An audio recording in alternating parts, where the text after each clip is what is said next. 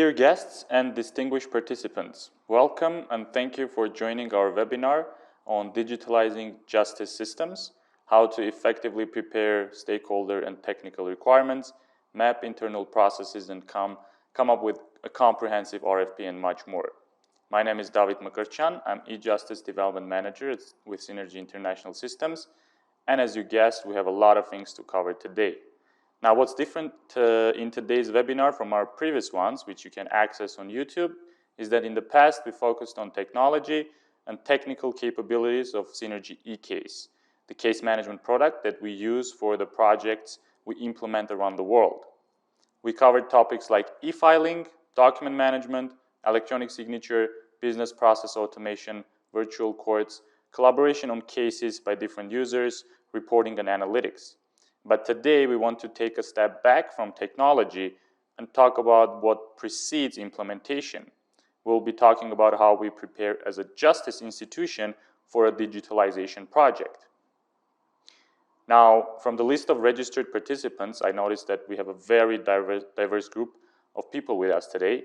We have people from justice ministries, courts, prosecution agencies, police, investigation and anti-corruption commissions, correctional services, bars, and legal associations. And in fact, this is another reason why I believe our speakers are best suited to talk about the chosen topics in the coming hour. So let me introduce them quickly. Mrs. Niceson Karungi, e-justice expert at Synergy International Systems, and Mr. Khachatur Matevosyan, Vice President of e-justice at Synergy International Systems. Quick notice before we start.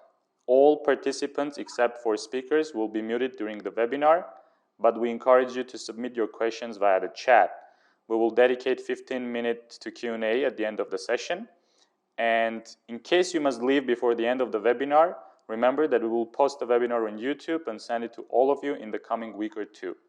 Without any further ado, I'm going to dive into the first topic of our webinar and invite our speakers to the discussion table. And the first topic of the webinar is stakeholder and requirement definition.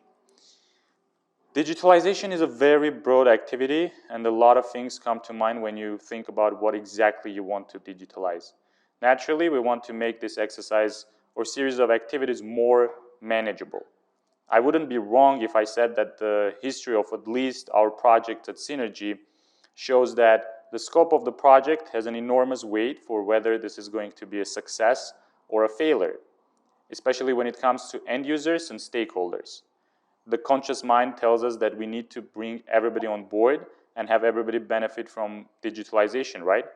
And the same goes to the work that can be digitalized.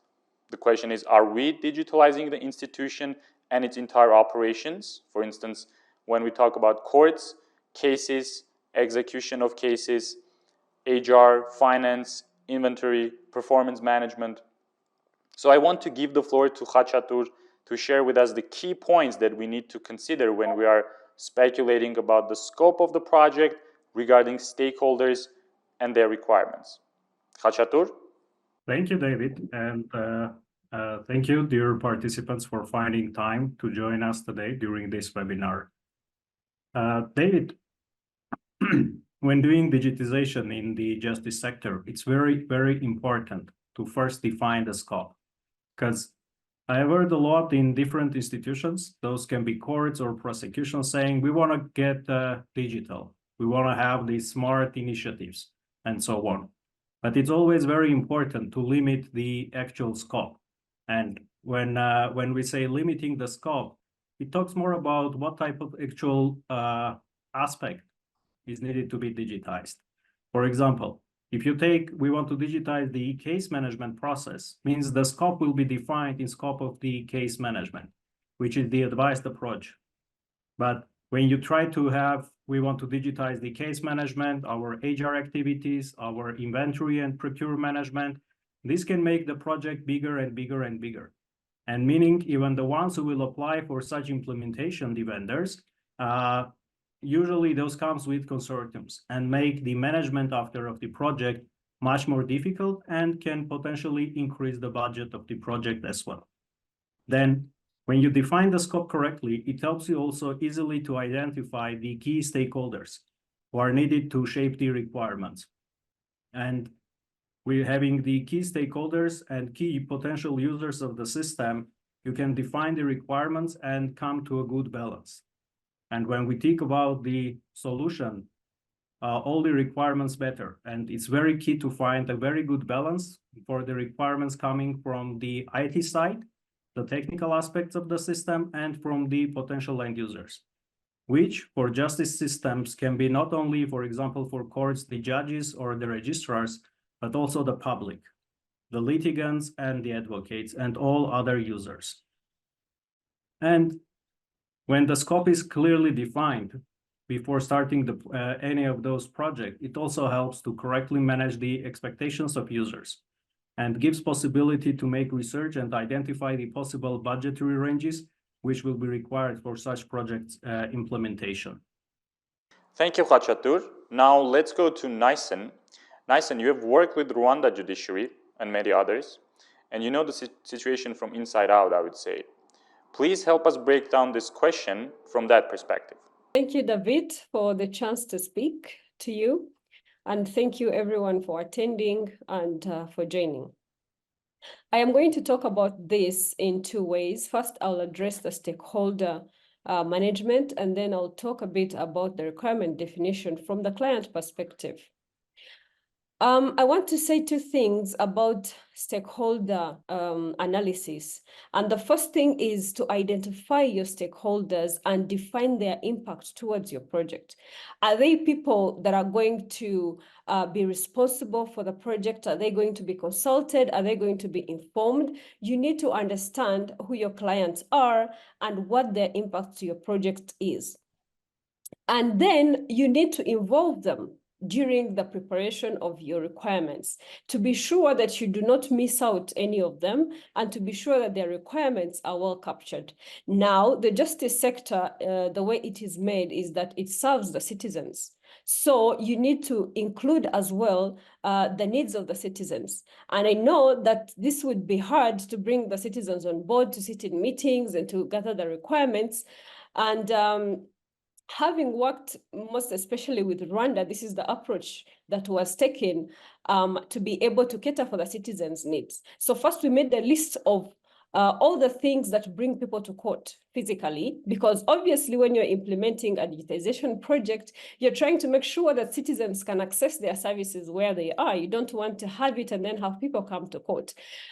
So what we do is that we make a list of all the things that bring people to court, and then we make sure that they are captured within the requirements as well, on top of involving the bar association, prosecution, judges, registrars. Everyone should be on that table so that you do not miss out an important requirement.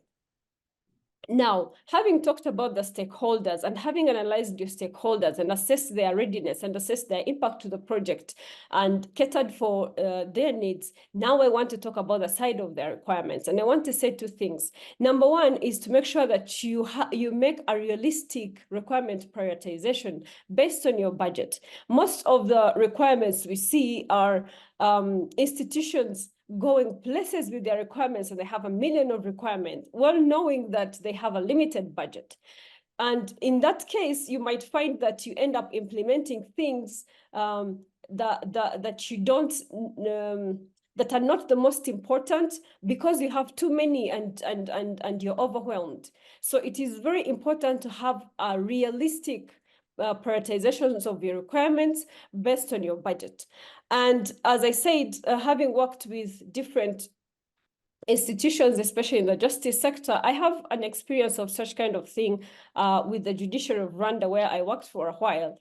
And with this, I want to say that you have to make sure that you know what you want and you know what you need, and you voice that in the requirements.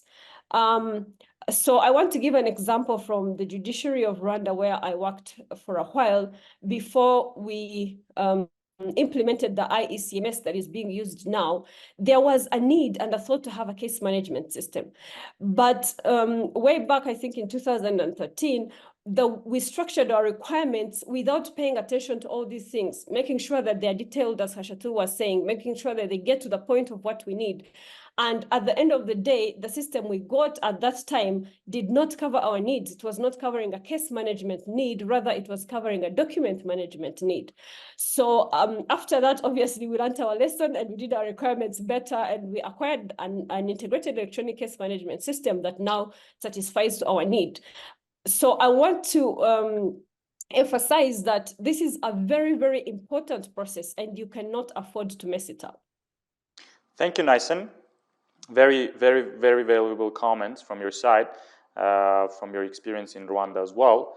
Now, let's move on to the next topic of the webinar, that is the process mapping and legal preparation for digitalization. Process mapping is one of the key components of any digitalization project, and when we try to think about the processes of the courts or prosecutions or other law enforcement institutions, their role gets even more elevated. And usually they are the cornerstone of the requirements in the client's terms of references. So what happens when there are processes in your institution and you obviously need to have them digitally replicated? To answer this question, I want Niceson to elaborate on a few aspects here, namely what we think of when we see a process in front of us that is in place according to certain laws or rules, and what we envision that could happen to those laws and rules that might affect the digitalization of the processes. In other words, are we digitalizing the current processes, or we should also take into account the future amendments, changes, and modifications of the client's business processes? Niceson? Yes, laws, procedures, and processes are very important in justice systems because they manage the way we work, they manage the way we process cases in the justice sector. Now, that being said, it is one of the many reasons, one of the major reasons why citizens, lawyers, legal practitioners might boycott systems by saying that they're just non-compliant to the laws. So when we want to implement a digital initiative, most of the times what we do is we take the processes we have and we want to make them into a system. So we make the requirements based on the available processes that we already have. And mostly what that gives us is a system that just follows the law, has processes, but in most cases, it does not bring efficiency. And I normally say this, that if your processes are slow, for example, you don't have timelines, you do slow things, and then you bring a system, it's just going to help you be slow online. So I want to say this, that when we think about bringing a digital initiative, it is very important for us to streamline our procedures and our laws. And what I can say here is to try and focus forward. What does this mean? First, have a vision of your digitalized institution, what you would want to see, then leverage the powers of technology. For example, if a case management system can help you file a case online, if it can help you send summons online, now we have AI and many other things that can be done technologically. We can tap into these and make sure that our laws do not block them. If you bring an online filing system, but you have a law that says you have to file your cases physically to court, people are going to file into the system. Then because the law obliges them, they're going to bring them physically to the system, so that to the court. So at the end of the day, you have a system, but still you do not see any efficiency.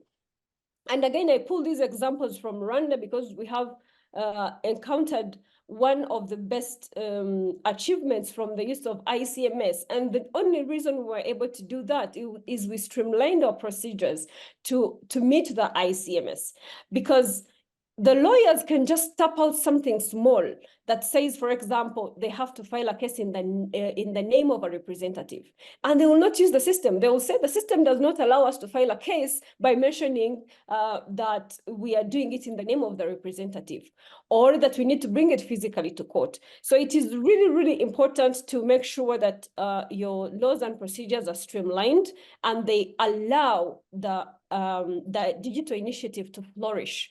Another thing I want to say that is from the justice sector perspective, this requires a lot of collaboration. This is why we covered first the stakeholder requirements, so that you know who your stakeholders are, who do you need to bring on board, what do you need to tell them, what benefits of the system do you need to tell them, so that they all actually help you even streamline these procedures to make sure that your digital initiative is a success.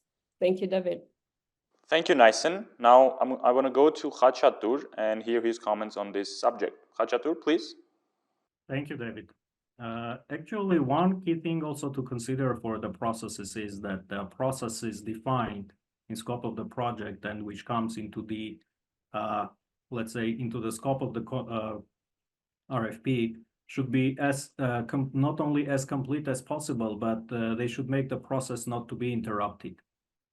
Meaning, if you digitalize half or give understanding to the possible vendors half of the process which should be covered, their estimations on the timelines and budgets and also on the overall project scope can differ. If I bring one of the examples, then we were doing the digitization for anti-corruption in Ukraine. Along with the RFP, there were very detailed all the processes that the Anti-Corruption Bureau of Investigation and Prosecution were actually handling. And when any potential vendor gets that scope of detailed information, it's very easy for them to understand what are the possible features that will be required along.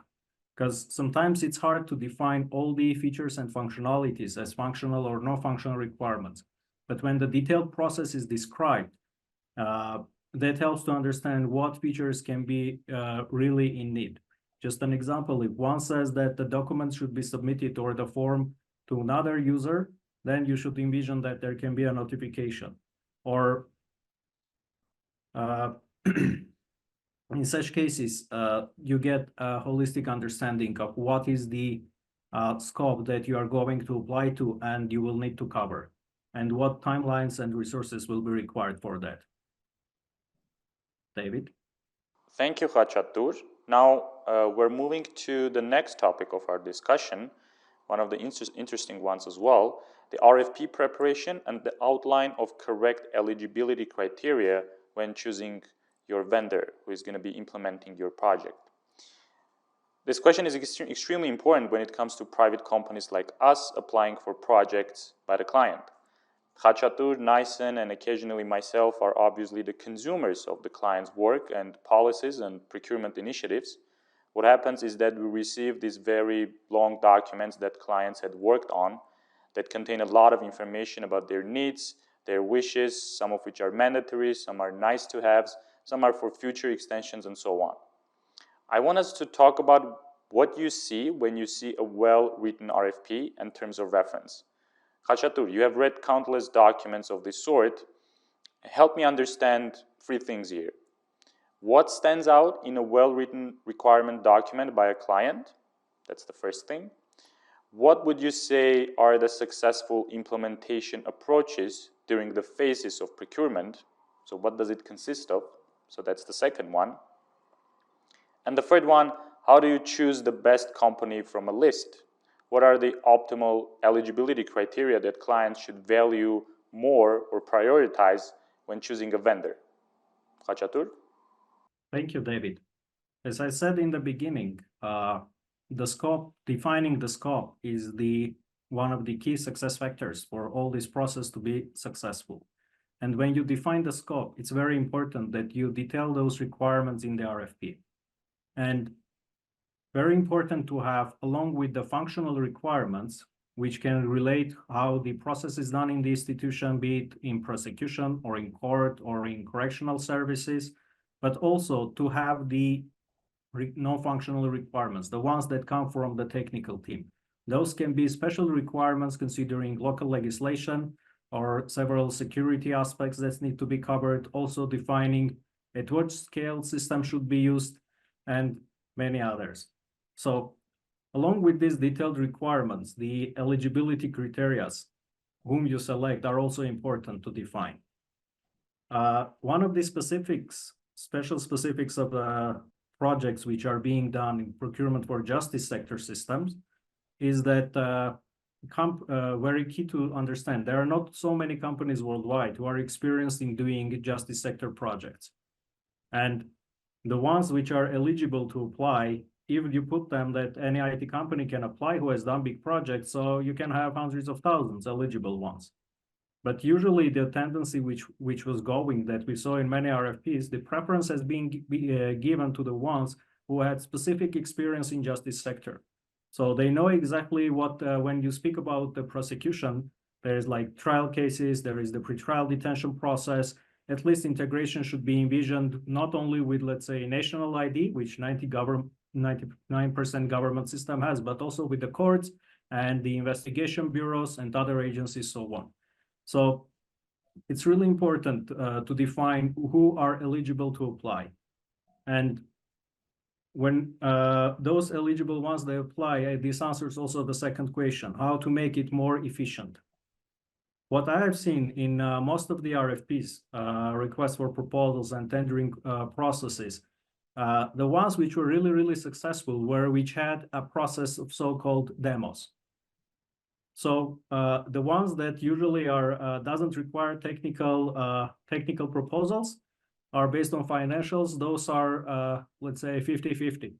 You can easily get someone who has no experience and cannot do so. This doesn't work. The ones which have technical proposals are the majority of cases, and they are well defined, but not all institutions have the real capacity, even with some local donor organizations, to clearly understand whatever is written is fully complies or not.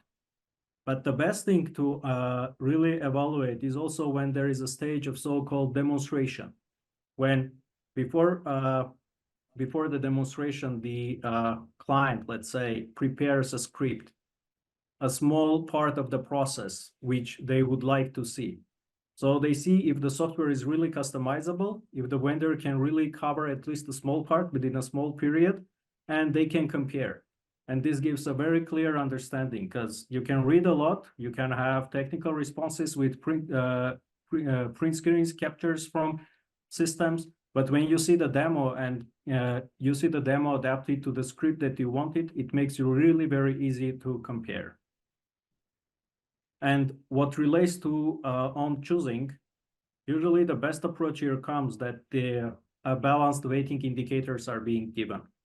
In most of the countries, and this is what I really appreciate, there is always the more higher weight to the technical score than to the price. So meaning the how the system covers the requirements becomes one of the key criteria for selection of the vendor. And of course, once again, for eligibility criteria and for requirements, the experience in the domain is one of the very, very key. As the experience knowing the laws is one thing, when you can easily find consultants like ex-prosecutors or court personnel who can advise on the processes. But how these processes will be digitized is something that not easy to be done.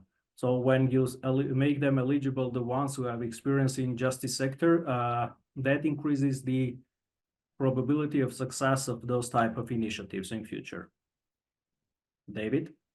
Khachatur, for the very useful comments and inputs from your side.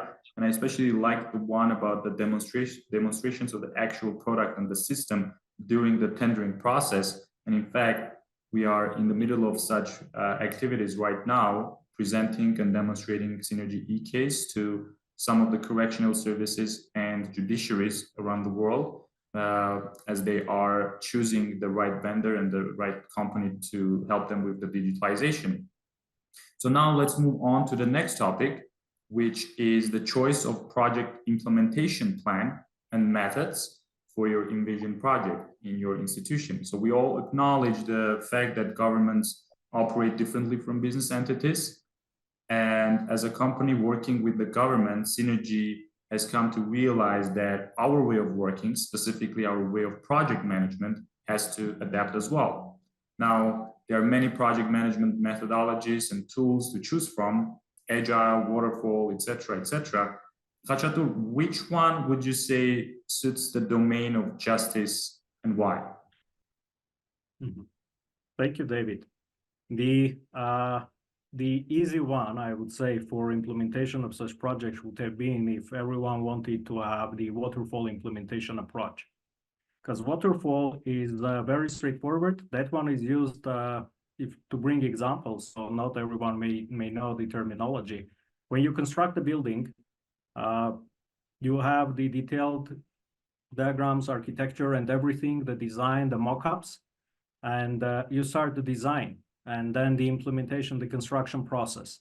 So your budget is fixed, and you know what you will be doing. The client has approved all the mock-ups and all the architecture. So then you deliver and you go to the papers and say, yeah, we had here to have this and that and so on, and you get your approval that the project is done.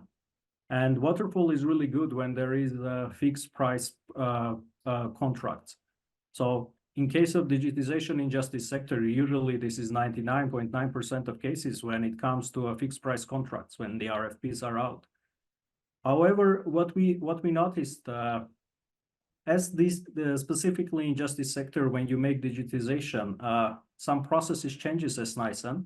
So you have the process of summoning or process for submission of documents to different institutions. When you have the digitals coming, and you are on your way to going paperless, a lot can change.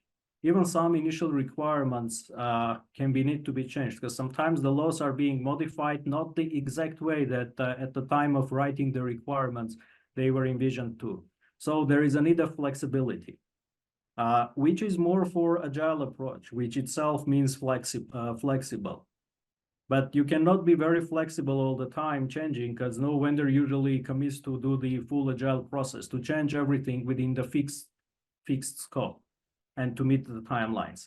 So the best approach which comes here is the mixture of those two, where the initial scope is being clearly defined, but you agree on number of iteration when each component of the system, whenever ready, it is being given to the client for review, and the client can make changes at these specific stages which has been envisioned.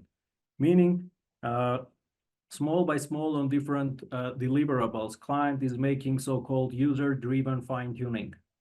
And the system is becoming more and more matchable to the exact requirements.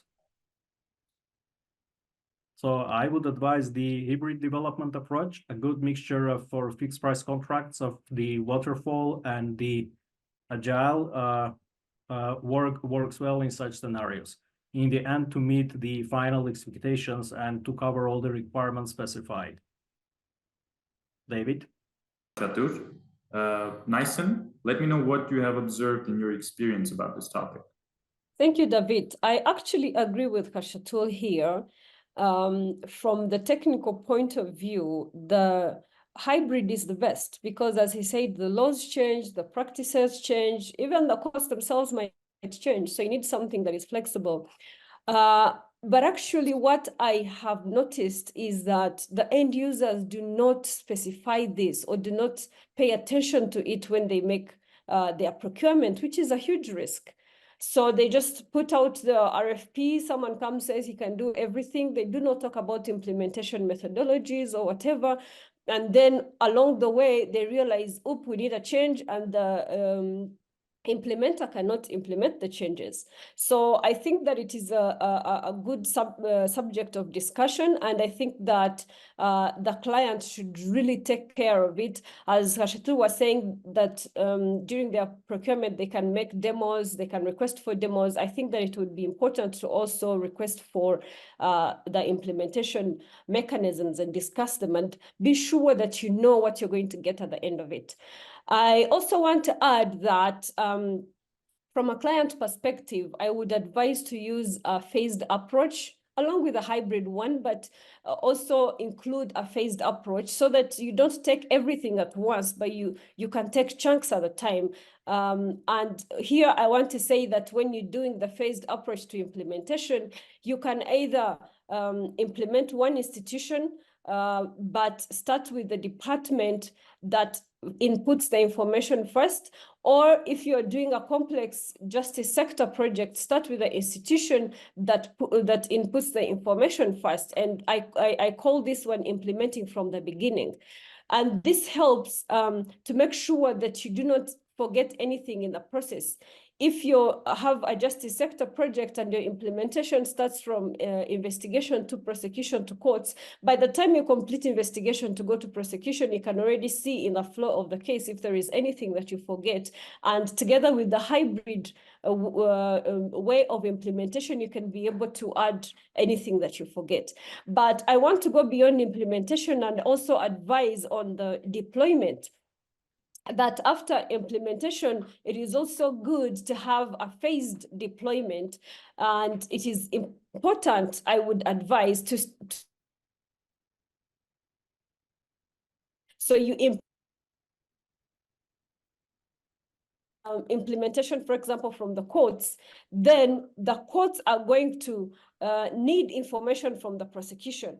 And the prosecution is going to be kind of forced to start using the system because they cannot file to court if they do not use the system. I think I will talk about that later when it comes to change management, but it is a technique of making sure that you capture everything during implementation and making sure that everyone uses the system during deployment. Thank you, David. Thank you, Niceson. Very helpful and very useful, and some really real-life practical lessons learned I was hearing in your speech. I hope that's triggering questions on our listeners' side right now. And speaking of questions, I would like to remind everyone that we are waiting for your questions in the chat to be able to prepare the Q&A session simultaneously. So go on and send them on our way. And in the meantime, I'm going to go on and bring up the next topic of our discussion, the change management, as Niceson mentioned. When we take the dictionary definition of change management that says the planning and introducing new processes, methods of working, etc., in a company organization, it sounds really, really simple on paper. But I would say this is the single activity in your entire project lifecycle that has nothing to do with technical tools, right? Sometimes you are not even doing this for anything that's related to technology.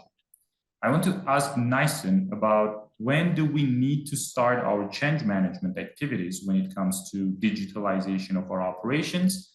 What goes into this, and who should we prioritize as our target audience?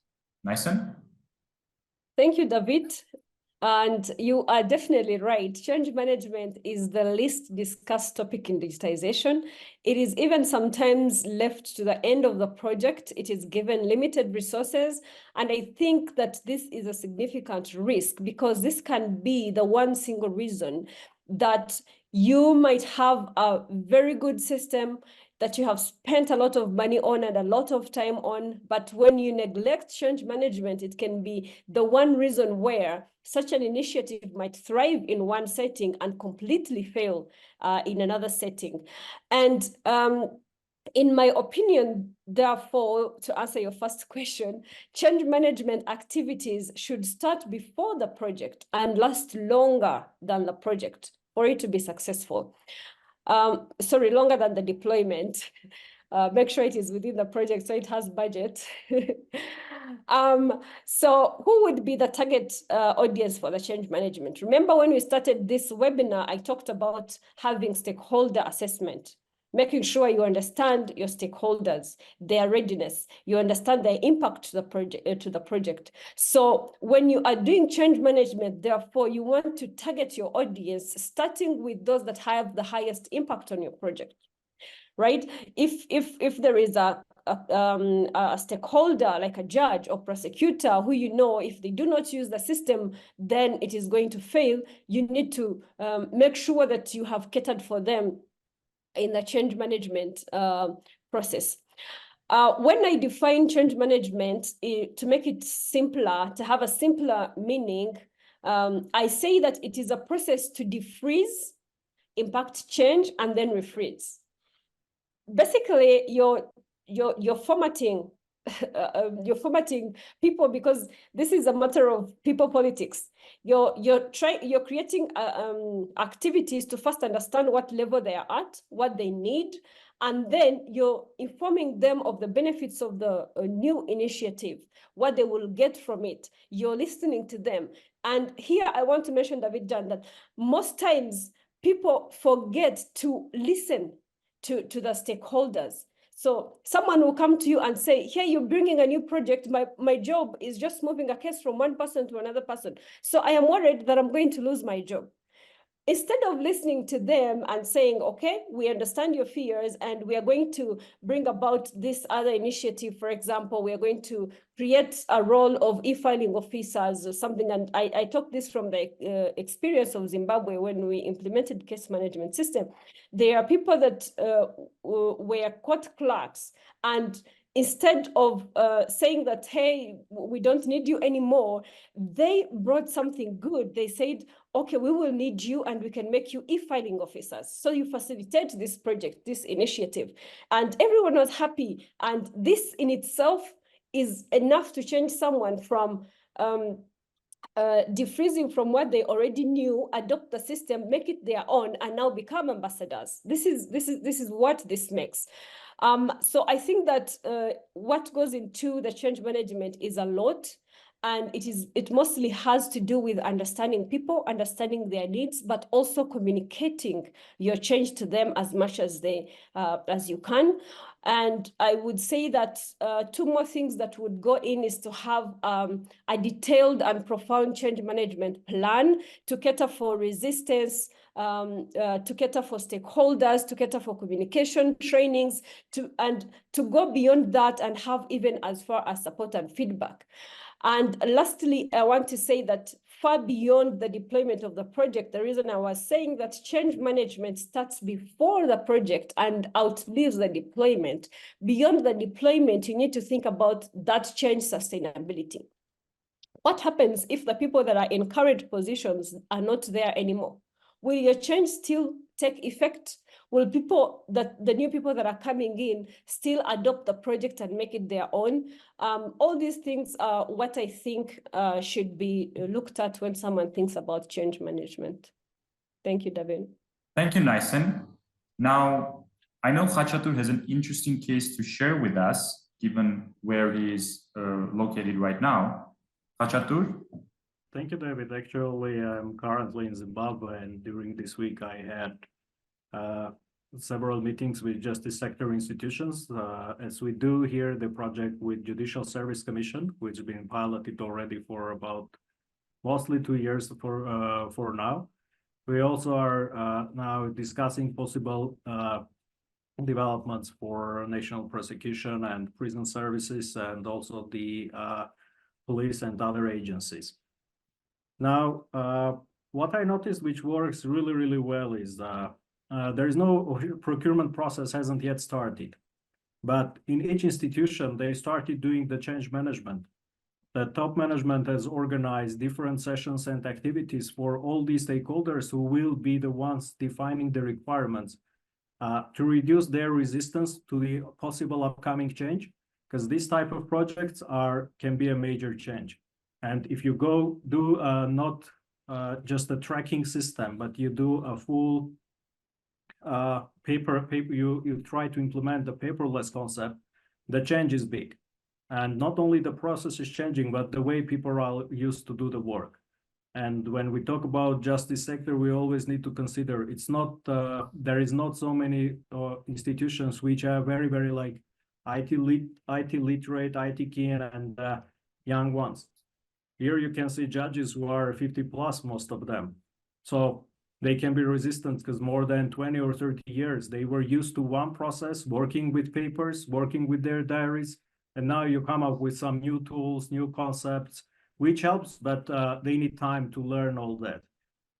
But also it's important that they understand what is coming before and when they are trying to gather the requirements. And for that, what I noticed here, they started the change management internally, even before the procurement would start, so that people understand what can potentially come and they can be more engaged in it and less resistant to it. and also help and participate to all the requirement gathering sessions, creating the RFPs and so on. David? Thank you, Khachatur. And now we are approaching the last topic of the webinar, international benchmarking. But before doing that, I'd like to once again remind our listeners and participants that you can submit your questions in the chat. We look forward to receiving them, and I will ask them, some of them, to our speakers, since we're going to have 15 minutes dedicated for that session. Now back to the international benchmarking. First of all, why we chose this topic for the webinar? The answer is very simple. This is probably one of the most frequently asked questions that we receive when we meet with public sector officials. They always ask us, which country should we visit to see something that we are trying to achieve? This is why I want to ask our speakers to elaborate on the importance of this and give us some real-life examples of this type of activity. Khachatur, let's start with you. Actually, benchmarking is part of the process when you try to gather the requirements.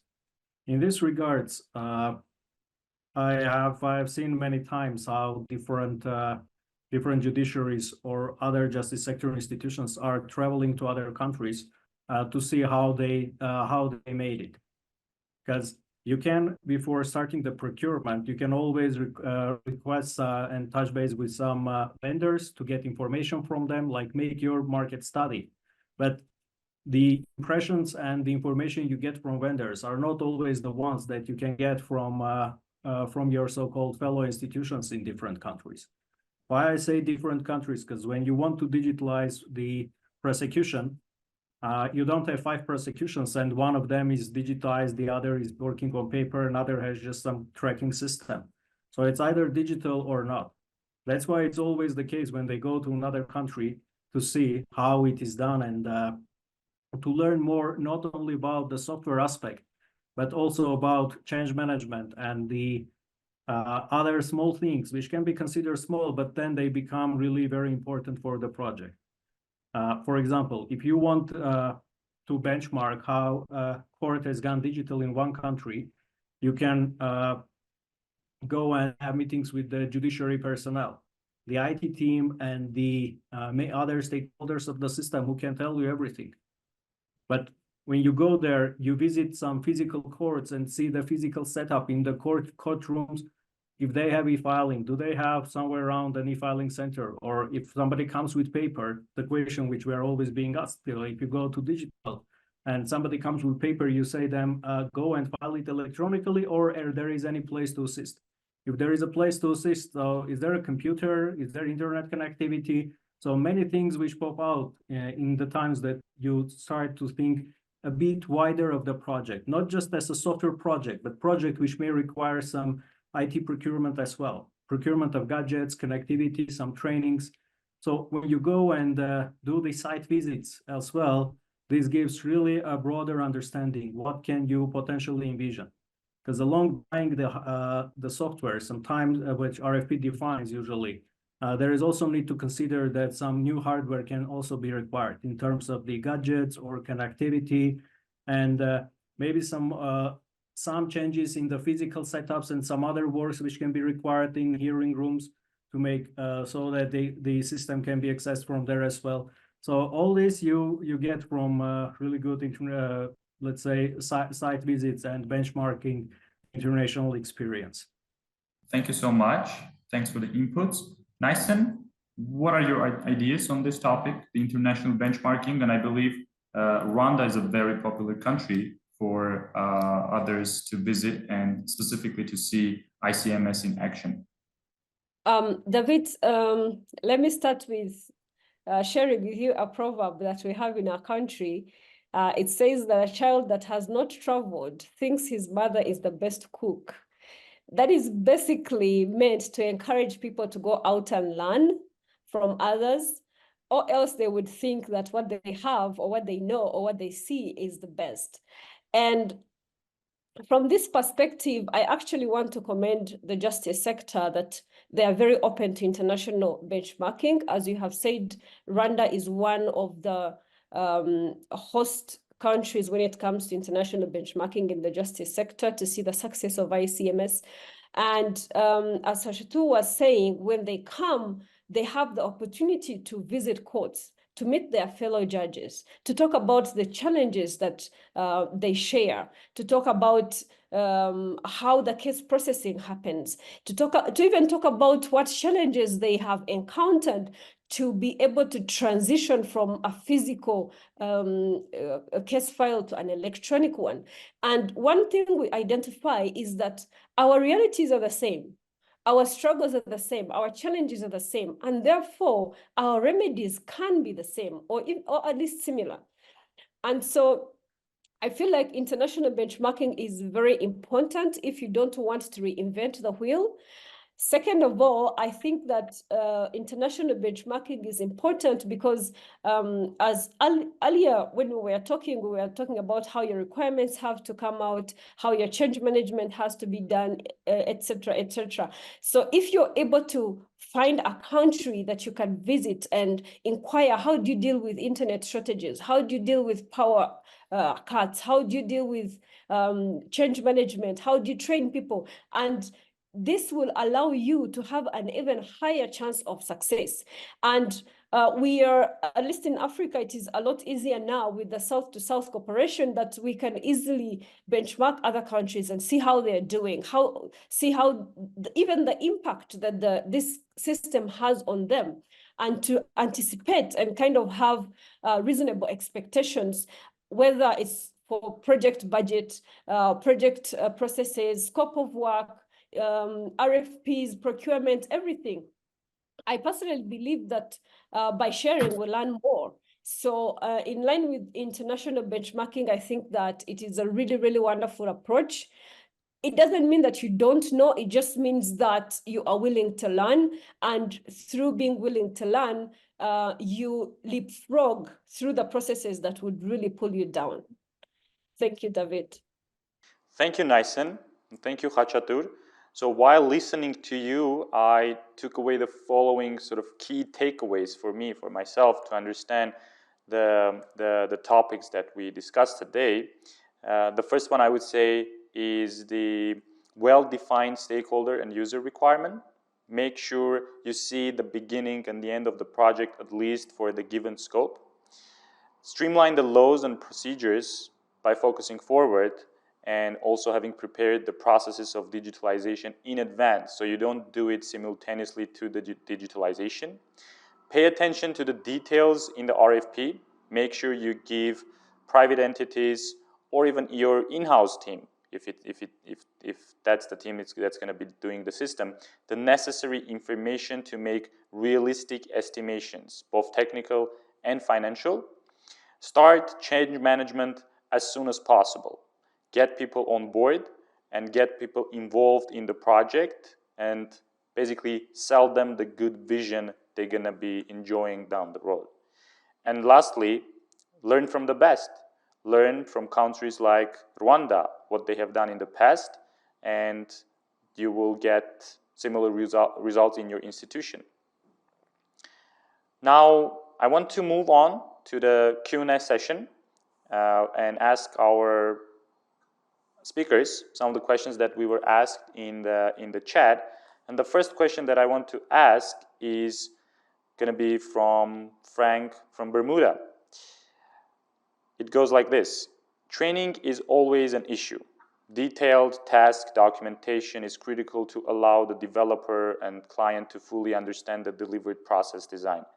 This documentation can easily be used to limit differences in expectations and the delivered product. It is also easily modified to enable clear training documentation manuals for train of trainers and end-user training. It finally allows a clear pathway for those who still embrace the legacy workflow and have issues envisaging the new business flow. What is your company's experience in documentation delivery? And I want Khachatur to answer this question. Khachatur? Thank you, David. Actually, the trainings are in a separated part of any project, of any of those IT projects. And what we usually propose and what is usually becoming the tendency to request, it's not the end user training. So the documentation of the trainings is always there, but also a key concept is when the trainer's capacity is being created at the institution. Because systems are a living one. The processes can always change. And after doing the trainings for the administrators and technical team, they can make changes themselves to the system. Because we have also systems where after the implementation, we have no access to, and the client themselves are making all the required modification. So there is always the documentation, how to do those things inside the systems, and those should be also a requirement in the RFP to provide them. And there should be requirement to provide the training guides, which are kind of adapted or partially like the user guides, which teach in a way how those all should be done. But along with that, the training of trainers becomes very handy, because what also the experience shows, you can have hundreds of thousands pages of different documentation available. But when it comes to systems, specifically the ones that public are using, so first of all, it should be in a way that they understand and adapt it to local context.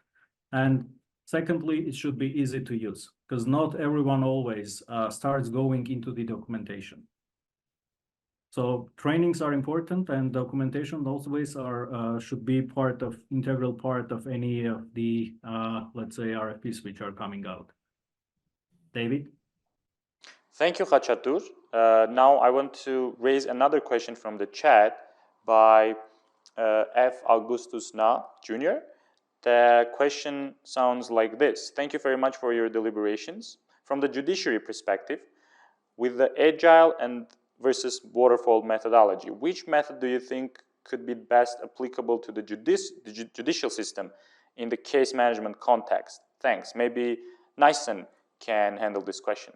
David, before I handle that question, I'd like to chip in a bit on Khachatur's comment on the training. And I just want to advise on top of that, that we can use many other resources to make training a lot easier. As Khachatur says, yes, the documentations related to training can be availed, but as he said, they can be pages and pages. And for a normal citizens or litigant to go through all those pages might be hectic. So you could turn to like video training materials, use other channels, social media, etc., and try to have your trainings not as challenging or as hectic as giving them pages of PDF documents to read. Now to the question that I have been asked, I think that as Khachatur said earlier, we would advise to opt for a hybrid mechanism where we take the best of both. So the best that Agile has to offer, which is understand your processes, make sure that you have everything in line, and we can take that and apply it in developing our RFPs and developing our requirements to make sure that we cover everything. And then we could use what is best in Agile, especially, as you said, in the judicial systems and in a case management context. As we said earlier, laws are bound to change. Processes are bound to change at any time, even after you have already procured a person to implement the case management system. So it is important then in that case to take what is best for in Agile and make sure that you have this flexibility and the possibility to make some changes to your requirements. Thank you, David. Thank you, Niceson. And I'm going to ask the last question from the chat. And it seems like today our listeners were very, very curious about the specifically project management methodologies and plans, since most of the questions are about those, which is interesting itself. Now, I'm going to ask the question by the user. Sorry, I'm not, if I don't remember the name of the user, but the question sounds like this. Agile against waterfall methodology. To a contractor, waterfall really works for them because they would be happy with requirements that do not keep on changing. Now, this is the reason why clients actually prefer Agile, because it gives them the flexibility. How do you come up to this compromise between the client and the contractor when deciding this? And Khachatur, please help me with this question, given your experience with working so many institutions in the justice sector. So how are you balancing these two methodologies and compromising with the clients? Thank you, David. To answer your question, I will also define the main phases when it comes to such project implementation after the vendor is awarded the contract. So when we start such project, you do the so-called need assessment phase, where you try to understand and gather all the requirements. Of course, this is all being governed by the scope of functionalities that are defined in the RFP. Then when the needs assessment is done, usually you prepare a system design document where you define not only the responses to all the detailed requirements which were in the proposals, but also you provide the prototypes of the system. Like for us, we usually go one step forward, and we also provide the working prototype, because it's not always a requirement in the RFPs to have a working web prototype in those. But when it is provided, then client reviews them and approves. So you start the development. What shows the experience that sometimes these people can change, and then some other processes can change. And when the process changes, also the data which is being captured at that process can change. The requirements in terms of the user roles and who should see what, who should be able to modify what, they change along with the project. Because sometimes when you do the change management activities and you have more engaged people, you make some changes in the legislation. All this can have impact on functional and non-functional requirements as well. And when in the end you say, okay, this is what, let's say 6 months ago we together approved, and this based on this is what is developed. They say, but we need to change A, B, C, D, E, F, G, and so on. Because they say, it will not work like this. We didn't understood. So there are two options. If this was waterfall, you could easily say, well, let's have the amendment and we start like that. But the advantage of Agile is you don't build everything and then you say these changes have a major impact. Small by small, you start making the reviews. And at that stage, even for the software project, it's easier to make to implement the changes. So you cannot change everything or not have a clear defined scope, because you are not developing a product usually. You're doing a project and the timelines are fixed and the budget is fixed. But you always keep place for the flexibility, so that in the end don't end up what is just only written, but end up what is also required in scope of the contract. Thank you. David? Thank you, Khachatur, and thank you, Niceson. This is all the time that we had for the questions today, but we will get back to you individually with answers to your questions via email for the ones that we didn't answer. And in case you want to discuss even more, we will be happy to set up virtual calls and talk about your digitalization plans. I want to thank our participants for their time and attendance. We will publish the recording of the webinar on YouTube and send it to you via email. And if you have any topics that you would like us to speak about in the upcoming webinars, feel free to reply to one of the emails you received from me and suggest a topic. We will be glad to consider it and acknowledge your name when it gets aired. Thank you, everyone. Stay safe and goodbye.